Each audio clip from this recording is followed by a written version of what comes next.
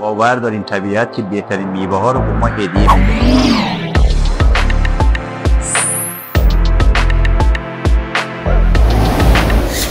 حسن راستگو هستم، رئیس هیئت مدیره کارخانه یاسینوش. به هدف ما تولید آب میوه طبیعی میباشد.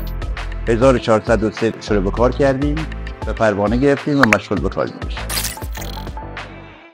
طی این سال‌ها توانستیم با رعایت قوانین و استانداردهای جهانی گواهی ایزو 9001 رو دریافت کنیم و تونستیم برنده برتر کیفیت و نوآوری در صنعت آب میوه شویم.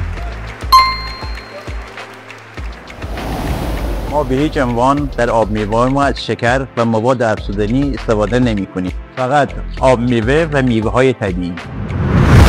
ما با آینده امیدواریم. ممنونیم که همراه ما هستید.